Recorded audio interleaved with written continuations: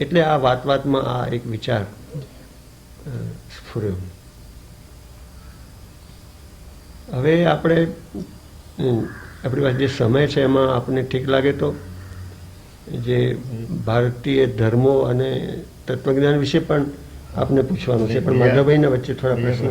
હા, તો માધવભાઈ, ધીરજ માટે અભિનંદન. હવે પૂછો. પણ આ જ ભૂમિકાનો એક પ્રશ્ન છે કે બાબુ, આપની કથામાં વિશેષ કરીને જ્યારે ત્યાગ અને વૈરાગની વાત કરવાની આવે ત્યારે એમ લાગે કે આપ બહુ જ ઊંડા ઉતરીને કહી રહ્યા છો. અત્યંત પ્રિય વસ્તુ હોય આ બે, એટલે કે ત્યાગ અને વૈરાગ, પરંતુ એનો રાગ પ્રગટ થતો હોય એવું લાગે છે. તો આ સાધુ પરંપરામાંથી આવેલી વાત હશે કે બહુ જ ઓછામાં ઓછી જરૂરતમાં પ્રસન્નતાથી જીવી શકાય એનો મારો પોતાનો અનુભવ. ગ્રામ્ય જીવનને લીધે, સાધુ પરંપરાના સ્વભાવને લીધે અને ત્યાગ વૈરાગ્યને લીધે આ મારો પોતાનો અનુભવ. અને વ્યાખ્યા હંમેશા પ્રાય હોઈ શકે, અનુભવ પોતાનો જ હોય, એ જ આપણને મદદ કરી શકે. વ્યાખ્યા તો તમે કોઈ કહી હોય એ પણ હું લોકોને કહી શકું, પણ અનુભવ મારો જ મને કામ આવશે ખરે સમયે જીવનના કોઈ પણ કાંડમાં. પછી એ બાલકાંડ હોય મારો, કે ઉત્તરકાંડ હોય, કે અયોધ્યાકાંડ હોય, એ મદદ કરે. એટલે ત્યાગ વૈરાગ્ય નું એક કારણ તો એના પર વધારે બળ. વયમ અમૃતસ્ય પુત્રઃ, આ જે શ્રુતિ વાક્ય છે,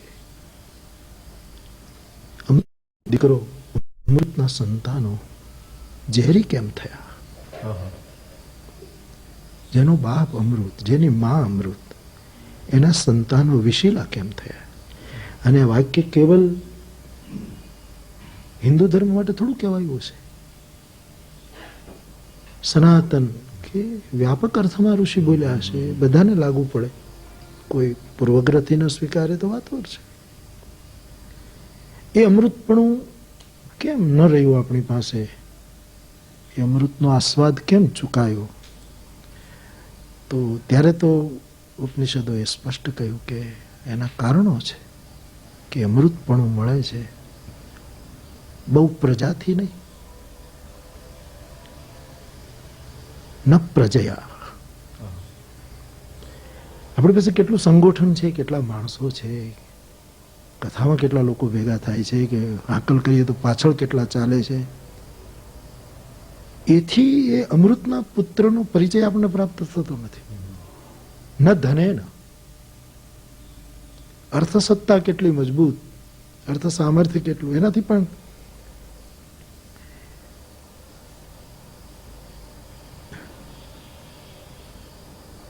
બહુ વિચારોથી પણ નથી પ્રાપ્ત થતું, અતિ વિચારોથી. ત્યારે ઋષિએ બહુ જ મૌલિક જવાબ આપ્યો કે ત્યાગે નહીં કે અમૃતત્વમાં શું પરેણ નાકમ નિહિતમ ગુહાયામ વિભ્રાજતે યત યતયો વિશંતિ. ત્યાગ. હવે ત્યાગ એટલે હું એ અર્થમાં ત્યાગ એટલે બધું મૂકી દઈને ભાગવાનું ક્યાં શક્ય છે? અને આજે જે રીતે ત્યાગ દેખાતો હોય ત્યાગ ક્યાં હોય છે? બહુ સાચું કહ્યું નિષ્કુલાનંદજીએ, ત્યાગ ન ટકે વૈરાગ વિના. એટલું જીવનનું સત્ય. આ પદ મારા પસંદના પદોમાંનું એક પદ છે. ત્યાગ એટલે શુભ, શ્રેષ્ઠ અને જગમંગલનો સ્વીકાર. જગતમાં જે શુભ છે, જગતમાં જે શ્રેષ્ઠ છે, એનો સ્વીકાર એ જ મોટામાં મોટો ત્યાગ છે. દીવો પકડાશે ત્યારે અંધારાનો ત્યાગ નહીં કરવો પડે. અંધકાર ઓરડો છોડી દેશે, એમ શુભ હાથમાં આવશે, એનો બાકીનું જે દુરિત છે, અનાવશ્યક છે, એની મેળાએ ત્યાગાય. એ ત્યાગ તરફ મારું ધ્યાન છે. આ રીતે જોઈએ તો આ કંઈ ત્યાગનું રૂપ નથી. હવે આના ઉપર કદાચ એક માળ લઈશું તો એ પણ કંઈ ત્યાગનું રૂપ નહીં ગણાય. એક ભૌતિક રીતે કે વધ્યું, વાળવાનું વધ્યું એમ થશે. પણ ત્યાગ એટલે આ કે શુભ પકડી લેવું. એ સમજ જ ત્યાગ છે, એ વિચાર ત્યાગ છે, એ અવસ્થા ત્યાગની અવસ્થા છે. અને મેં ઘણી વખત કહ્યું છે એ બધી ક્યાંક શાસ્ત્રની સાથે પણ સંમત નથી, બની શકે એવું પણ બને, પણ ત્યાગ કરતા મારી દ્રષ્ટિએ વૈરાગ્ય વધારે સારો શબ્દ છે. કારણ કે હાથથી છૂટે એ ત્યાગ, હૈયામાંથી છૂટે એ વૈરાગ્ય. હાથથી છૂટે હાથનો સ્વભાવ છે, ક્યારે પકડી લેશે ખબર નથી, પણ જેનો હૈયામાંથી દ્વેષ, તો નિષ્કુલાનંદજી કહે ઉપર પણ અંદરથી દ્વેષ ગયો નહીં, અંદર માય દ્વેષ ભરપૂર. એટલે ત્યાગ એટલે આ ત્યાગ, એ જ કદાચ આપણને અમૃતનો પરિચય કરાવી શકે, એ જ આપણને કદાચ અમૃતનો અનુભવ કરે. 5 મિનિટમાં જો તાર મેળવ્યો છે. આદિકવિ વાલ્મીકી કહેવાના, અને એમણે જે રામાયણ લખ્યું, એ પછી બીજી ભાષાઓમાં પણ અનેક રામાયણો થઈ. તો એ સંદર્ભમાં આપને એક તુલનાત્મક રીતે અને વાલ્મીકીના રામ, તુલસીદાસના રામ, કંબનના રામ, અને આપ એનો વિનિયોગ કરતા હો આપની રામકથામાં, એ વિશે ઈચ્છા થઈ. કારણ કે રામ આપનો પ્રિય વિષય રહ્યો છે, રામાયણ આપનો પ્રિય વિષય રહ્યો છે. કંબનના રામ, તુલસીના રામ કે વાલ્મીકીના રામ, વ્યાસના રામ, કોઈ પણના રામ સાધકને ત્યારે જ ઉપયોગી થઈ શકે જ્યારે એને પોતાનો રામ પકડાય.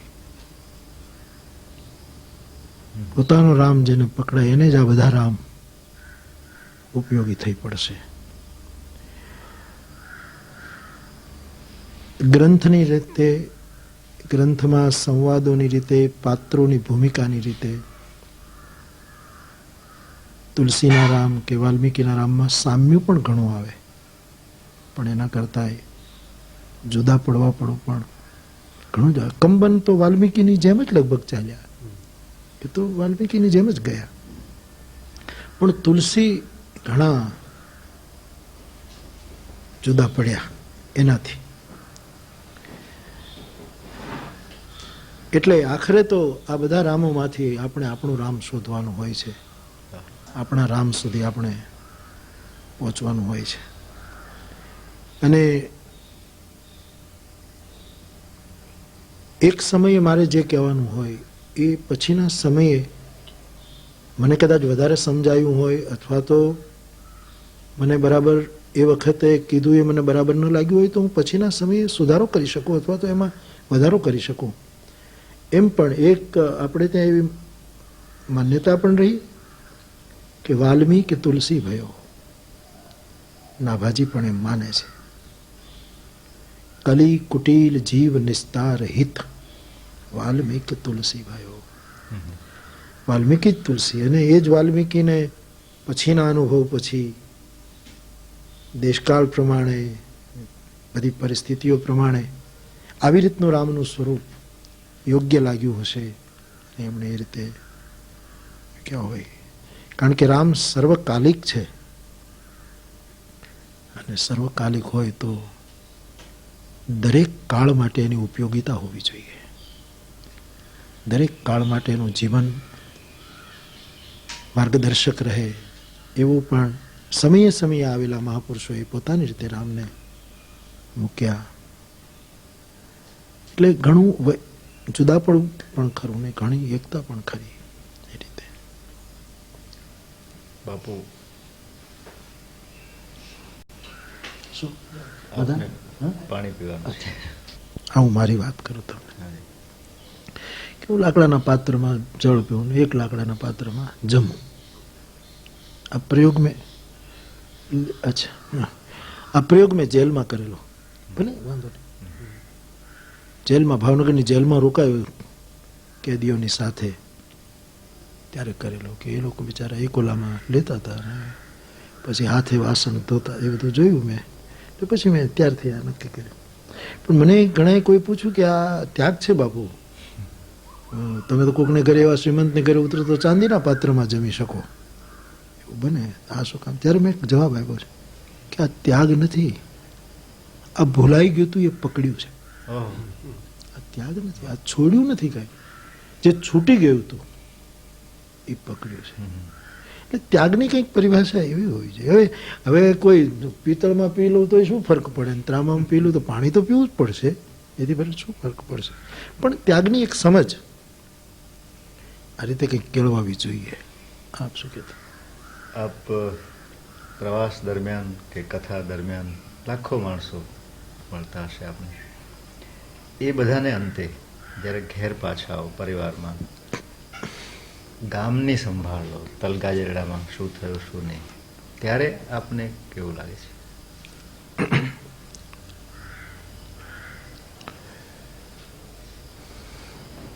અભિનય જીવનમાં સારી વસ્તુ છે, ખરાબ વસ્તુ છે, એની વ્યાખ્યા બે રીતે થાય.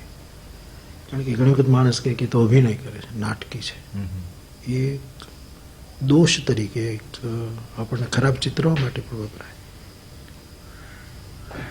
મને એમ લાગે કે અભિનયના અર્થમાં નહીં, પણ હું જે જાઉં ને એ વખતે મારો જે સ્વધર્મ હોય એમાં હું પૂરેપૂરો ઉતરું છું. મારો વ્યાસપીઠનો સ્વધર્મ છે ત્યારે હું એને પૂરેપૂરો ન્યાય આપવા માટેની મારી કોશિશ હોય. મારા ગામમાં જાઉં, તલગાજડા પરિવારમાં બેઠો, તો એ વખતે મારો જે સ્વધર્મ છે એને હું પૂરેપૂરો, મારા ભાઈઓના બાળકો, દીકરીના બાળકોને રમાડતો હું, એમાં હું એટલો જ એન્જોય, એટલો જ આનંદ માણું છું.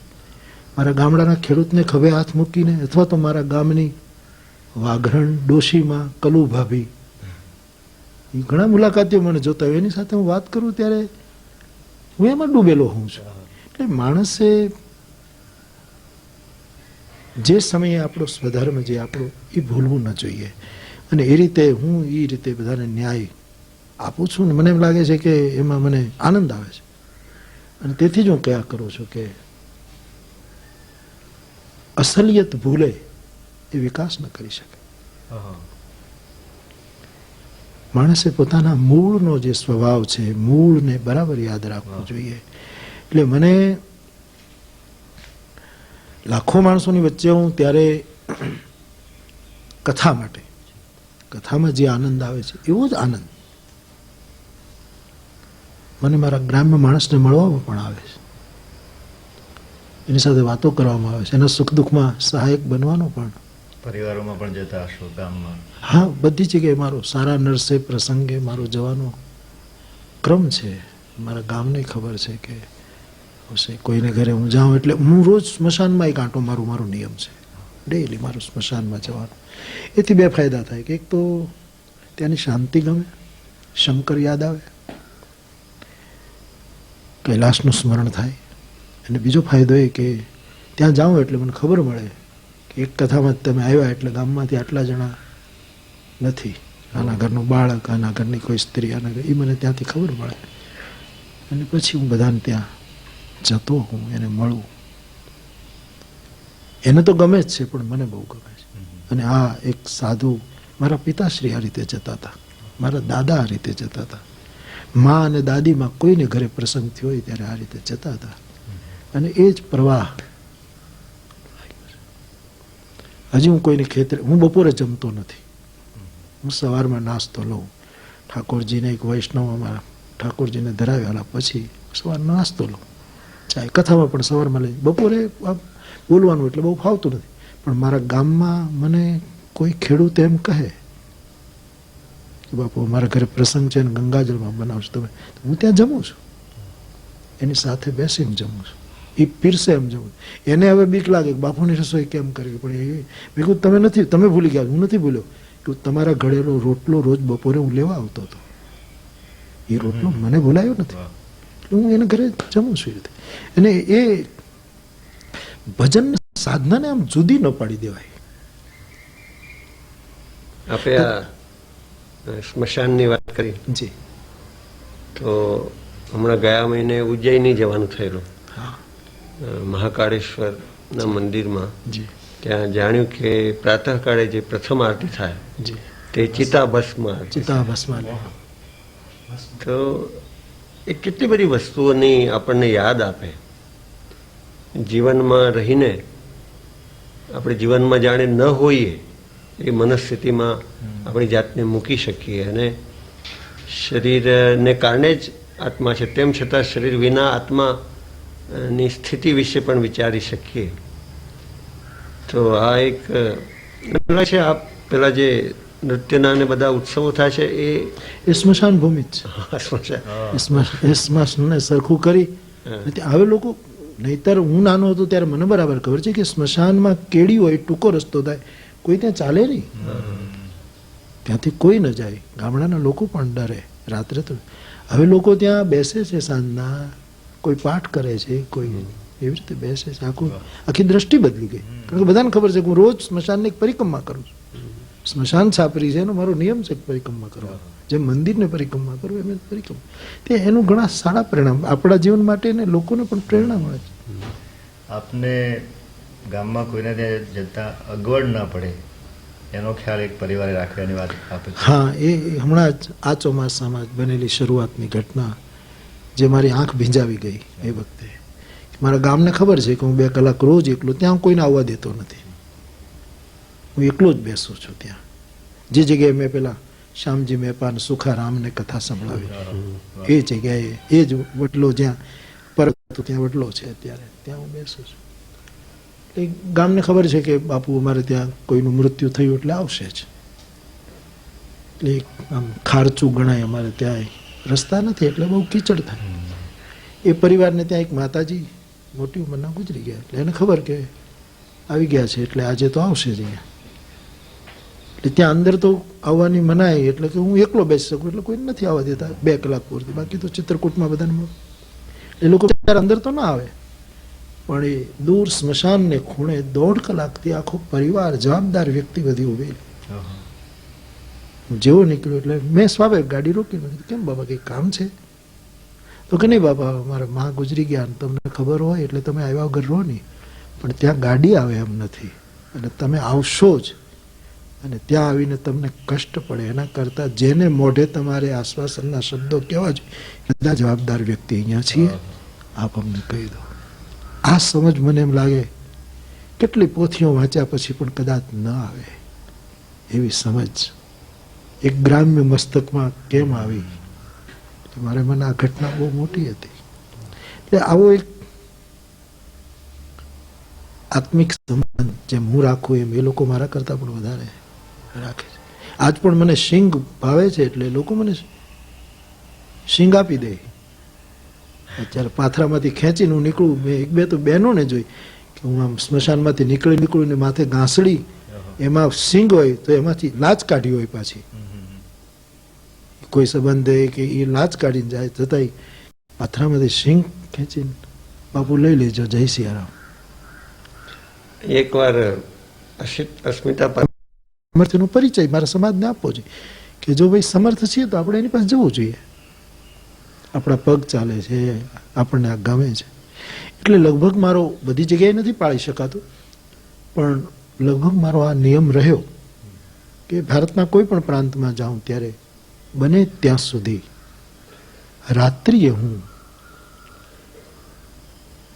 ગામડામાં જતો રહું, કોઈના ઝૂંપડામાં જાઉં, એમને ઘરે ભિક્ષા માટે માંગણી કરું. એ બાને એ મારો ગંગાજળનો રોટલો બનાવે ત્યાં સુધી 1 કલાક હું એની પાસે બિલકુલ નજીક બેસી શકું. અને મેં એવા અનુભવ કર્યા છે કે ગામડાની બેન રસોઈ કરતી હોય, મને ખાટલી નાખી દે નાની એવી, એ ખાટલી ઉપર હું બેઠો હું, એ નથી મને ઓળખતા, હું એને નથી ઓળખતો, કેવલ રામને નાતે એક સંબંધ જોડાય અને એની સાથે વાતો કરવાનો, એના ઘરનો રોટલો ખાવાનો. મને એમ લાગે છે કે વ્યાસપીઠે આ કરવું જોઈએ, નહીંતર વ્યાસપીઠ અપરાધ અનુભવે. એટલે આવું કરવાનું અતિ આનંદ થાય છે. અને એ સુધી ન ધરા સુધી, ન ગગન સુધી, નહીં ઉન્નતિ ન પતન સુધી, બસ આપણે તો જવું હતું ફક્ત એકમેકના મન સુધી. માનવીના મન સુધી પહોંચવાની જે વાત છે એ તો આ રીતે જ. અને એના બહુ સારા અનુભવો થાય છે અને આનંદ આવે છે. વ્યાસ એક જ પ્રશ્ન છે પછી વ્યાસપીઠ પરથી જે લાખો શ્રોતાજનો સામે બેઠા છે એમની પાસે કઈ સજ્જતાની આપ અપેક્ષા રાખો? એમણે શું છોડીને આવવાનું અથવા શું લઈને આવવાનું?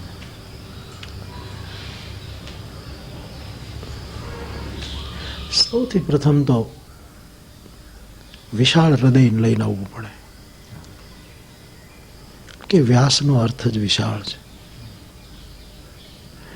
એ કેવલ એવી ભાવના લઈને જો આવે તો મારી વ્યાસપીઠ પાસેથી કદાચ નિરાશ પણ થાય કે બાપુ કેવલ રામની જ વાત કરશે, બાપુ કેવલ શિવતાનું જ પ્રતિપાદન કરશે તો કદાચ નિરાશ. એને બહુ જ વિશાળ, જેને કે શ્રવણ સમુદ્ર સમાન એ જ વ્યાસપીઠનો અધિકારી, જેના કાન દરિયા જેવડા થઈ જશે. એ દરિયો જ કથાની નદીઓને સમાવી શકશે. એટલે એક તો વિશાળતા, જાગૃતિ પણ ખરી કે જાગૃત રહેવું જોઈએ, કે કોઈ કેટલી મથામણ કરી રહ્યું છે આ કહેવા માટે, અને ખાલી કહેવા માટે જ નહીં પણ એનું કંઈક પરિણામ આવે સમાજમાં, કંઈક ઉગી નીકળે, એટલા માટે એના માટે શ્રોતાની જાગૃતિ પણ આવશ્યક છે. જાગૃતિમાં એકાગ્રતા આવી જાય. ત્રીજી વસ્તુ સુમતિ.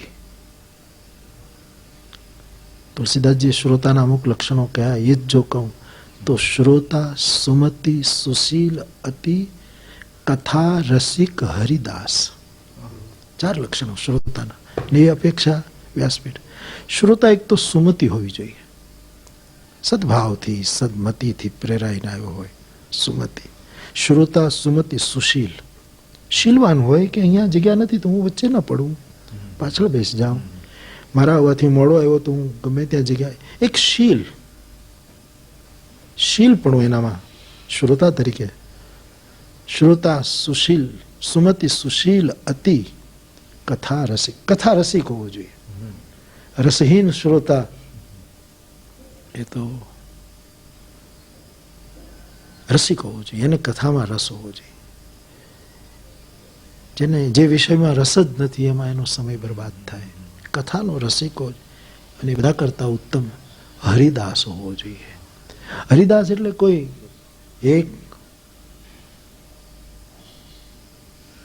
એક ઈષ્ટનો ઉપાસક એ અર્થમાં નહીં, પણ હરિદાસ એટલે સમગ્ર અસ્તિત્વનો હું કિંકર છું, એનો એક ટુકડો છું. શેરડીના સાંઠાની હું એક કાતળી છું, અને એક કાતળીમાં જો આટલી મીઠાશ હોય તો એના મૂળમાં કેટલી મીઠાશ હશે એની કલ્પના કરતો હોવો જોઈએ, એ વિશે વિચારતો હોવો જોઈએ.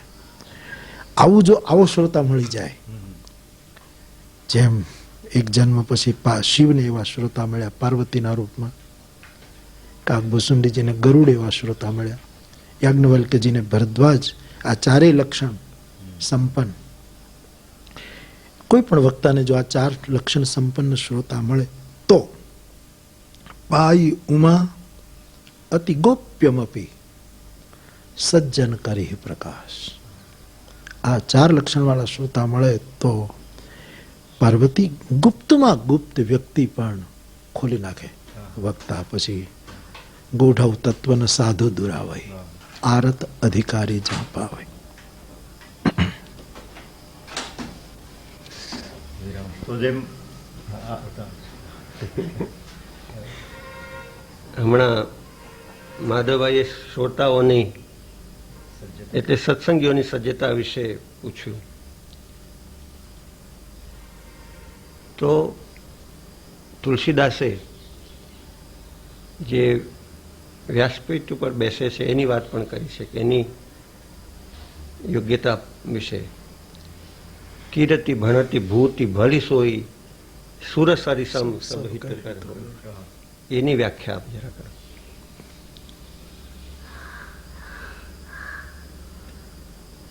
કીર્તિ કવિત ઐશ્વર્ય સમજ જે કહો તે એ ગંગાની સમાન બધાનું કલ્યાણ કરનારી હોવી જોઈએ. માણસને મળેલી કીર્તિ વહેવી જોઈએ. અને નીર નદીઓના થાવું મારે ક્યાંય ન રોકાવું. નીર નદીઓના થાવું મારે ક્યાંય ન રોકાવું. ભલે કંઈક આવે નાવા ને નીચોવા, પણ મારે તો માનવીના ધોવા મેલ ને. ભગત બાપુ કવિ કાક કહે છે. એટલે એ વહેવું જોઈએ. અને તેથી એ અનુસંધાને હું વક્તાના લક્ષણો, વક્તા કેવો હોવો જોઈએ માટે રામાયણના આધારે કહ્યા કરું છું કે વક્તા ગંગ વૃત્તિનો હોવો જોઈએ. એની ગંગ વૃત્તિ હોય. કદાચ કોઈ પીવા ન પણ આવે તો એ ચરાઈ વહેતી એને ચાલુ રાખવું જોઈએ. એના વિચારો બંધિયાર ન થઈ જાય. એટલે વક્તાનું એક લક્ષણ ગંગ વૃત્તિ હોવું જોઈએ. વક્તાનું એક લક્ષણ ગૌરી વૃત્તિ પણ હોવું જોઈએ. શ્રદ્ધાયુક્ત હોવો જોઈએ વક્તા. જે વિષય લઈને બેઠો, જે ઉપાસના લઈને બેઠો, એનામાં જો એને શ્રદ્ધા ન હોય તો એ બરાબર નથી. લોકોને કદાચ મળી પણ જાય કંઈક, પણ પોતે ખાલી રહેશે, પોતે કંઈ પામશે નહીં. એટલે ગંગ વૃત્તિનો હોવો જોઈએ, ગૌરી વૃત્તિનો પણ હોવો જોઈએ, ગણેશ વૃત્તિનો પણ હોવો જોઈએ. કાન મોટા રાખવા જોઈએ વક્તાએ. એમ ન માને કે હું બોલું છું એટલે મારે કઈ બીજાને કોઈને સંભળાય જ નહીં. એને બહુ જ મોટા કાન રાખવા જોઈએ. એટલું જ પેટ મોટું રાખવું જોઈએ. કારણ કે કાન મોટા રાખવામાં સારું નરસું બધું સાંભળવું પડે. એ વખતે પેટ મોટું ન હોય તો મુશ્કેલી પડે. એટલે ગણેશ વૃત્તિનો પણ મારી દ્રષ્ટિએ વક્તા હોવો જોઈએ. ગંગ વૃત્તિ, ગણેશ વૃત્તિ, ગૌરી વૃત્તિ, ગુણગ્રાહી વૃત્તિનો હોવો જોઈએ. શ્રોતા પાસેથી પણ શીખવાનું મળે કે આટલા કલાક સુધી મને જે સાંભળે છે, હું એટલા કલાક બેસી શકું સાંભળવા માટે, એક શ્રોતા તરીકે બેસી શકું. એ ગુણગ્રાહી વૃત્તિ પણ એનામાં હોવી જોઈએ.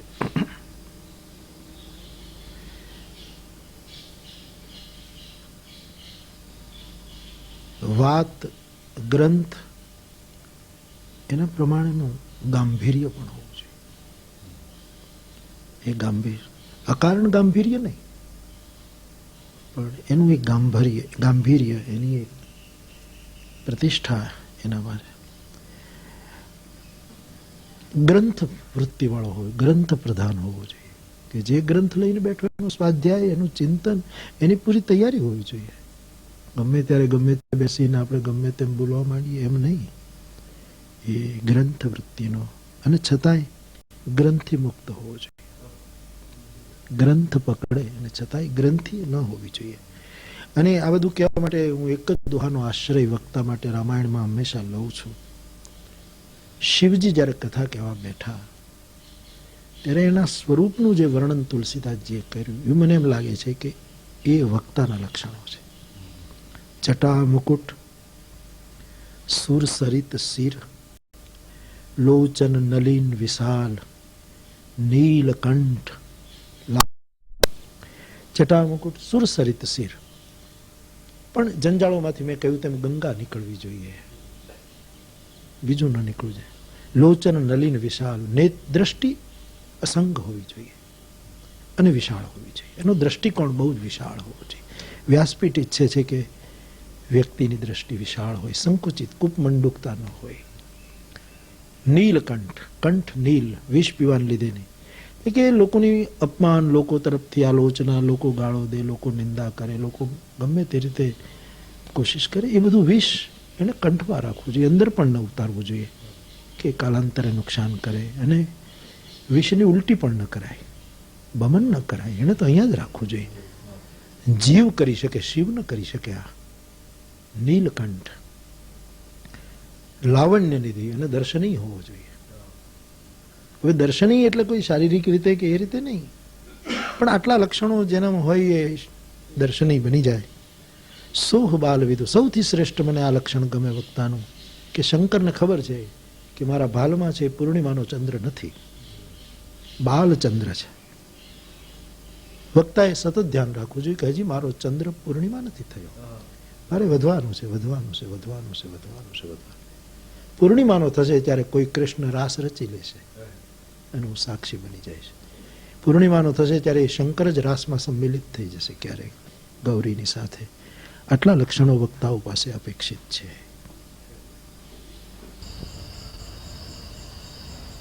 બાપુ થોડીક માનસ વિશે વાતો કરી. જી. એક બે હિન્દી વિવેચનમાં જે માનસની વિરુદ્ધ વાતો થઈ છે તે વિશે આપનો અભિપ્રાય જાણવો છે. એક તો સુંદરકાંડમાં એના છેલ્લા ભાગમાં ઢોલ ગવાર શુદ્ર પશુ નારી એ ઉક્તિ આવે છે. આપે અન્યત્ર એને વિશે સ્પષ્ટતા કરી છે. હરીશભાઈ પણ વાત કરતા હતા. એમાં ઢોલનો તો વાંધો નથી, ઢોલ તો વગાડીએ ને, પણ શુદ્ર પશુ નારી એ સબ તાડન કે અધિકારી એ જે ઉક્તિ છે એમાં મહિલાવાદીઓ, દલિતવાદીઓ, ડાબેરીઓ એ બધા તુલસીદાસની વિરુદ્ધ આ પંક્તિનો ઉપયોગ કરે છે. તો સમગ્ર માનસના સંદર્ભમાં અને યુગના સંદર્ભમાં આપ એની વ્યાખ્યા કરો એવી વિનંતી છે.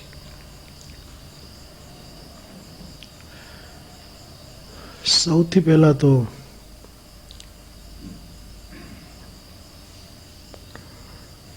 એ પંક્તિ બોલનાર કોણ છે, જો કે આખરે તો તુલસીદાસજી લખી છે એટલે આપણે એના તરફ આંગળી ઉઠે છે. પણ સમુદ્ર બોલે છે પંક્તિ, અને સમુદ્રએ પોતાની જાતને જળ કીધી છે. ગગન સમીર અનલ જલ ધરણી તિનકે નાથ સહજ જળ કરણી. અમારી બધાની જળ કરણી છે. પવન અતિશય વાવાઝોડામાં વહે પછી વિચારતો નથી કે મેં કેટલા ઝૂંપડા તોડી નાખ્યા, મેં કેટલાને મારી નાખ્યા. જળ નદી વિફરે ત્યારે એને ખબર નથી કે હું ગંગા છું, મેં કેટલાને મારી નાખ્યા. અગ્નિને ખબર નથી કે મેં કેટલાને. એટલે કે અમારી કરણી એટલે એક તો એ રીતે સમાધાન લઈ શકાય કે બોલનાર વ્યક્તિ પોતાની જાતને જડ માને છે, અને જડ વ્યક્તિ કંઈ બોલે એ એવી રીતે જ બોલે.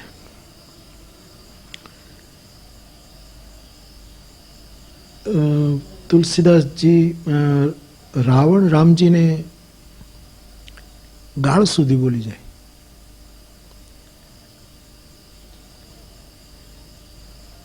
અગુણ જાણીને કાંઈ લક્ષણ નહોતા એટલે તો બાપે વનવાસ આપ્યો છે, ધર્મ છે શું. તો એ નિવેદન તુલસીને ખાતે નહીં ચડે. એ રાવણ બોલ્યો છે, રાવણ એની મૂઢતામાંથી બોલ્યો છે, એને મૂઢ માણસ આવું કહી શકે એવું લઈ શકે. મને મારા દાદાજી પાસેથી એનો જે અર્થ મળ્યો એ આવો હતો કે ઢોલ અહીંયા 3 જ છે, 5 નથી. આ 3 માટે કહેવાયેલી વસ્તુ છે, 5 માટે કહેવાયેલું નથી. ઢોલ તો સ્વીકારાય છે કે મારી હતો જ વાગે. ગવાર શુદ્ર, શુદ્રના વિશેષણમાં ગવાર છે. કોઈ દરેક શુદ્ર મારવાને યોગ્ય નથી. શુદ્ર કઈ મારવાને એવું તુલસી કેમ કહી શકે? જે શબરીને વંદન કરે, જગત આખાને સિંહ રામમય માને, બંદર વાનરને આટલા પૂજ્ય બનાવી શકે, તો એક તો શુદ્ર છે અને પાછો એટલો ગવાર છે કે ગવાર હોવાને કારણે એ સમાજથી ભિન્ન વર્તે, સમાજના મૂલ્યોને તોડે. તો પછી એને કદાચ થોડુંક દંડિત કરીને જો સમાજને બચાવી શકાતો એ તો વાંધો નથી. અને પશુ નારી, નારીનું વિશેષણ પશુ છે.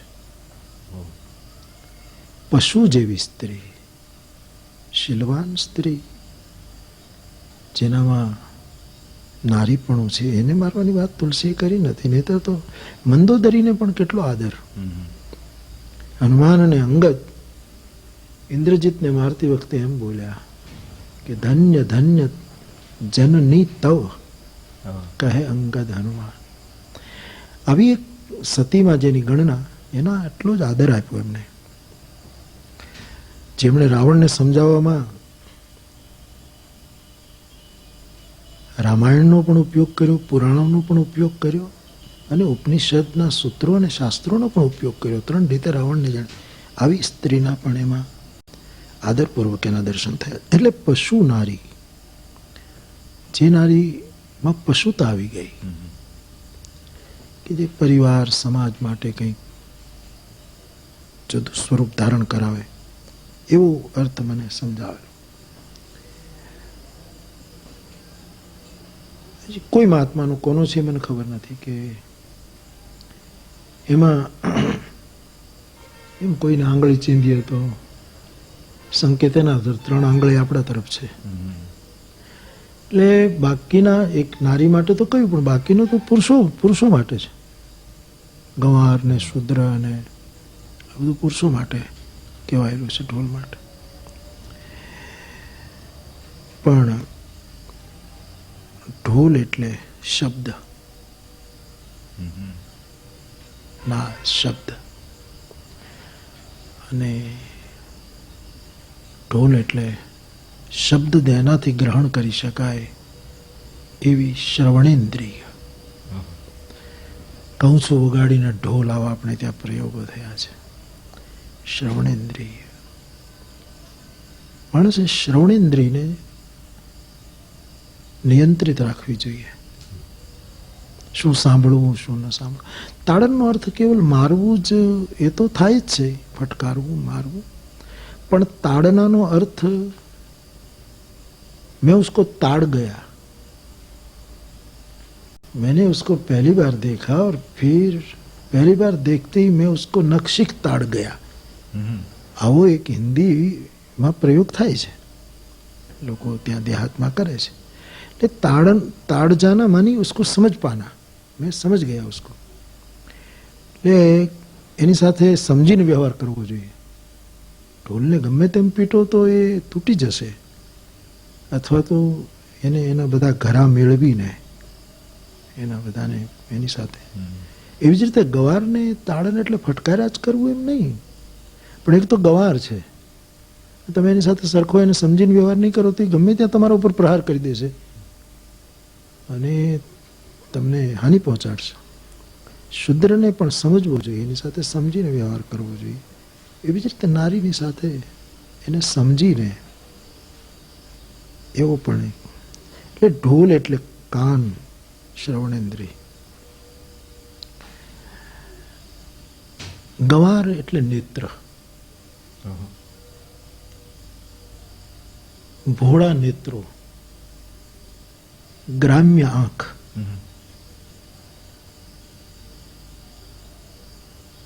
એવી દ્રષ્ટિની સાથે એને સમજવી જોઈએ, એને તાડવી જોઈએ, એ આંખોને સમજવી જોઈએ, એની સાથે સરખો વ્યવહાર થવો જોઈએ. શુદ્ર, ચામડી શુદ્ર છે. એ શું તને ધન કી કોણ બળાય. શુદ્ર છે ચામડી. ચામડીના રંગ ઉપર કોઈની નિર્ણય ન કરવો જોઈએ કે આ કાળો, આ ગોરો. એ તો શુદ્ર વસ્તુ છે, એક ઢાંકણ છે, એથી વિશેષ કંઈ નથી. એટલે ચામડી, સ્પર્શેન્દ્રિય, એની સાથે પણ માણસે સરખો. ઢોલ, ગવાર, શુદ્ર, પશુ, નાક. આપણે જાણીએ છીએ કે પશુની ઘ્રાણેન્દ્રિય બહુ પ્રબળ હોય છે, એમ ખાસ કરીને કૂતરાની તો બહુ હોય છે. નાકનું બહુ ધ્યાન રાખવું જોઈએ, કપાય નહીં. એની પ્રતિષ્ઠા ઘ્રાણેન્દ્રિયની પણ સાચી એને સમજવી જોઈએ. એના ઉપર કંટ્રોલ જરૂરી છે, નિયંત્રણ જરૂરી છે. અને નારી એટલે રસના, જીભ. જીભ ઉપર પણ માણસે આવું પણ લાગ્યા કરે. પણ હવે જે આ રીતે પ્રહાર કરે છે એ તો કંઈ બીજા અર્થો માનવા તૈયાર નથી. મને પણ આવા મુકાબલાઓ થયા છે, તો એમ જ કહે છે કે આ તો બધું તુલસીના બચાવમાં આ બધું થઈ રહ્યું છે. પણ હું નથી માનતો કે સમુદ્રના મુખે બોલાવ્યું એટલે આવું વાક્ય મૂક્યું હોય, પણ અત્યારના સંદર્ભમાં કે આ દેશકાળમાં ને રામાયણને જ્યારે બધા જ કાળમાં ઉપયોગી થઈ રહ્યું છે ત્યારે તાડન એટલે મારવું, આ બધા મારપીટના અધિકારી છે, એ અર્થ તો હું પણ ન કરું. એક બીજો પ્રશ્ન રસ નિષ્પત્તિની દ્રષ્ટિએ થાય છે કે શ્રીરામનું જે ચરિત્ર છે તો મહદઅંશે તો તુલસીદાસે એક મનુષ્ય તરીકે આલેખ્યું છે, મહદઅંશે. પરંતુ અમુક પ્રસંગોમાં જેમ કે લક્ષ્મણ મૂર્છિત છે અને રામનો વિલાપ છે, પછી કવિ આપણને સહૃદયોને આશ્વાસન આપે છે કે શ્રીરામ તો પરમ તત્વ છે અને આ પ્રશ્ન ઉકલી જશે.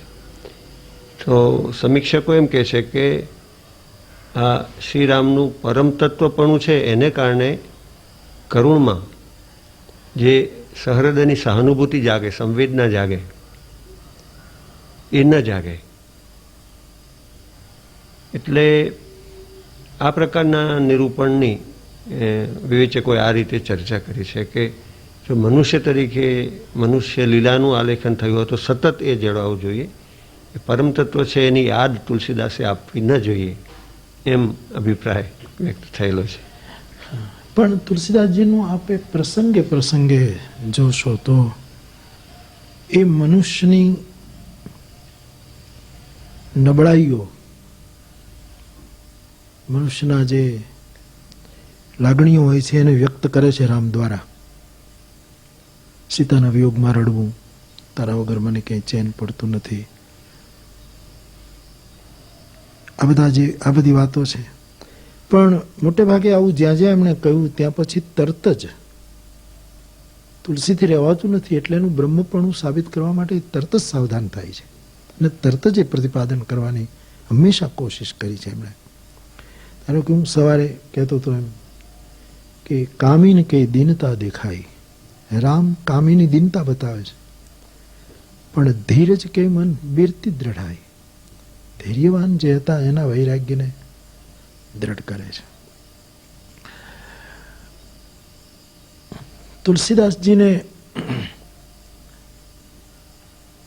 રસની નિષ્પત્તિમાં વાંધો પડે કે આવું થાય કે બીજું કાંઈ થાય કે રસભંગ થાય કે કાવ્યનો કોઈ નિયમ તૂટી જાય કે એની ચિંતા કરતા એને એના રામ બ્રહ્મ છે, એના રામ પરમ છે, એના રામ ભગવાન છે, એના રામ પરમાત્મા છે, આ એને ક્યારેય તૂટવા દેવું નથી. એટલે ક્યારેક સમીક્ષકોને એવું લાગ્યું હોય કે આમ થાય છે, અને એ જે પ્રસંગે કરુણા આવી છે એમાં તો મારી દ્રષ્ટિએ આમ બીજી રીતે જોઈએ તો રસોનું એક જતન પણ થયું. વીર હંમેશા કરુણામાંથી પ્રગટે. સમાજમાં કોઈ અતિ કરુણ ઘટના બને, અતિ દુઃખદ ઘટના બને, કોઈ અતિ પીડન અનુભવે અને કરુણામય વાતાવરણ અતિશય બનતું જાય, એમાંથી કોઈને જુસ્સો આવી જાય કે આ તો બંધ જ કરવું જોઈએ, આ તો ખલાસ થવું જ જોઈએ, નિવેદનને પકડી રાખવું. પણ અત્યારે હું કવિ છું એનું કારણ કે શંભુ પ્રસાદ સુમતિ હિ હોલસી. શિવ પ્રસાદથી મારામાં સુમતિ આવી અને હું આનો કવિ ગણાયો. ટૂંકમાં એને ગમે એના પ્રભુને પ્રતિપાદિત કરવા છે એ રીતે. મોટી ઘટના તો એ બની કે તુલસીદાસ સંસ્કૃતમાં પણ મહાકાવ્ય લખી શક્યા હોત.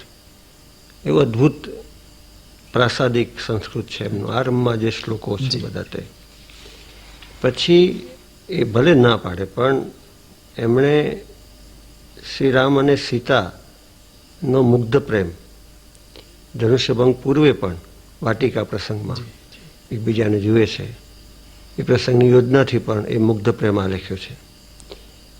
પછી વનમાં પુષ્પ ચૂંટીને શ્રીરામ શિલા પર બેઠેલા સીતાજીનો શૃંગાર કરે છે, વેણી બનાવે છે.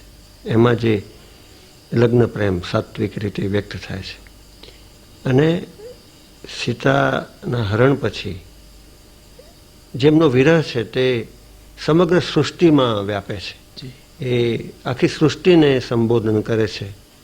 હે ખગ મૃગ હે મધુકર સેની, તુમ દેખી સીતા મૃગ બહેની. તો એમાં પણ વિરહની ભાવના એ ઉત્તમ કવિ દ્વારા વ્યક્ત થઈ શકે એ રીતે.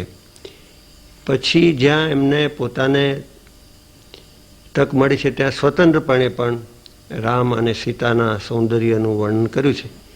તે બહુ જાણીતી પંક્તિઓ છે.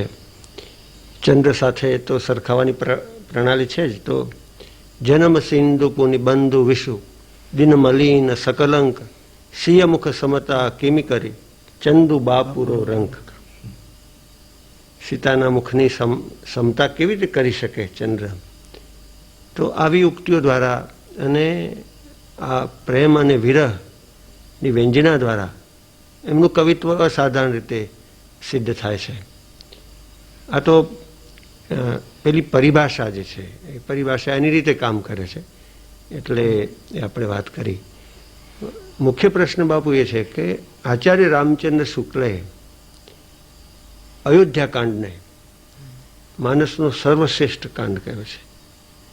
એમની દલીલ એ છે કે અહીં જે પિતા પુત્ર, માતા પુત્ર, ભાઈ ભાઈ, પતિ પત્ની, એક કુટુંબને ટકાવી રાખનાર સંબંધો અને પ્રેમ અને ત્યાગની ભાવના એનું નિરૂપણ થયું છે. તે વિરલ છે. તો અયોધ્યાકાંડ વિશે આપ થોડીક વાત કરો એવી વિનંતી છે. રામાયણના જે બહુ જૂના મહાત્માઓ, વિદ્વાનો એ 3 પ્રસંગને વધારે મહત્વ આપે. એક કહેવત જેવું પણ થઈ ગયેલું કે બાલનો આરંભ, બાલની પિષ્ટિકા, અયોધ્યાનો મધ્ય અને ઉત્તરનો અંત એ જાણે એ સંત. આવી એક યુપીમાં લોકો કહે. કારણ કે બાલકાંડની જે પ્રારંભ છે એ સમજવો ઘણો મુશ્કેલ પડે, સમજાવવું પણ મુશ્કેલ પડે એવું છે. એટલે મોટે ભાગે વક્તાઓ, હું પણ એ કથાનો આરંભ ભરદ્વાજથી જ શરૂ કરી દેતા હોઈએ છીએ, ત્યાંથી કથા પ્રસંગ ટકેલાય છે. આગળની બધી અયોધ્યાનું મધ્ય, ખાસ કરીને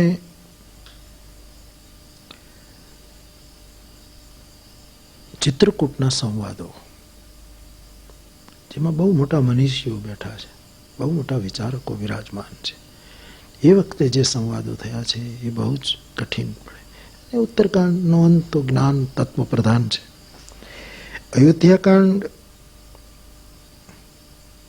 એ લગભગ અયોધ્યાકાંડ પૂરો થાય ત્યારે લગભગ મધ્ય જેવું થઈ જાય છે. રામચરિતમાનસમાં મધ્ય જેવું થાય. અયોધ્યાકાંડ આ રીતે મહત્વનો છે જ. એથી પણ અયોધ્યાકાંડનું મહત્વ એટલા માટે પણ છે કે રામચરિત કરતા એમાં ભરત ચરિત્ર વધારે છે. દરેક કાંડમાં તુલસીદાસજીએ ભરતને સ્મર્યા છે કોઈને કોઈ રીતે.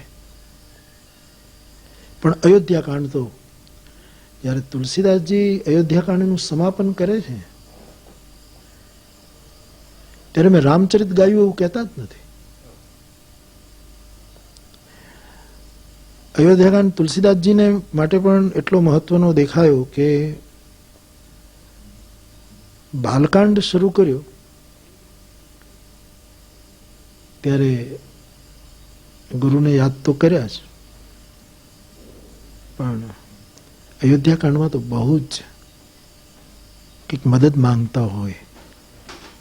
હવે હું બરણાઉં રઘુવર વિમલ જશ. અને રઘુવર ત્યાં કેવલ રામ નથી, રઘુવર ભરત છે. ત્યાં રઘુમાં શ્રેષ્ઠ ભરત પણ છે. અને સમાપન કરે છે ત્યારે કવિની મુખ્ય દ્રષ્ટિ પકડાય છે કે બાલકાંડ પૂરો કર્યો ત્યારે તો કહ્યું કે